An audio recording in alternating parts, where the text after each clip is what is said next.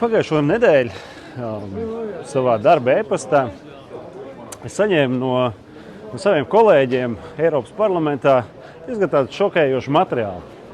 Plakāts, uz kura attēlots Ļeņins ar savu vispār zināmo skatu tālumā un praktiski ar uzrakstu komunismu sajiets, jaunais komunisms, ļeņinisma ideju pievienotā vērtība Eiropas attīstībai.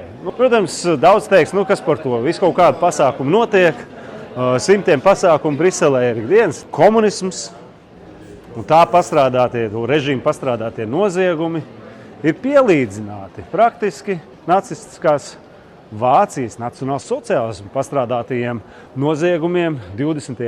gadsimtā, un to ir atzinis Eiropas parlaments. Tad Eiropas parlamentā 21. gadsimtā tiek organizēts pasākums, kas slavina komunistisko režīmu, tās idejas un tās līderus. Eiropas parlamentā, kas var kaut ko lemt šajā jautājumā, Eiropas parlamenta prezidenta Roberta Metsola.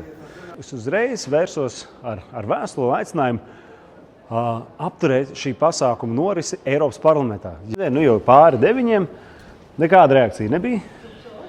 Sausais atlikums ir tāds, ka 20 komunistiskas partijas pārstāvi tikās šeit Eiropas parlamentā. Tur ir skaidri uzrakstīts, vēlreiz parādīt šeit, kā šis pasākums saucas. Tas nav kaut kāds vienkārši komunistiskām idejām. Eiropas Savienības imperialistiskie kari, kapitālismu uzurpēšanās, antikomunistiskā un Ļeņina laicīgais darbs par vienoto Eiropas valstu savienību. Pilnīgs nonsens.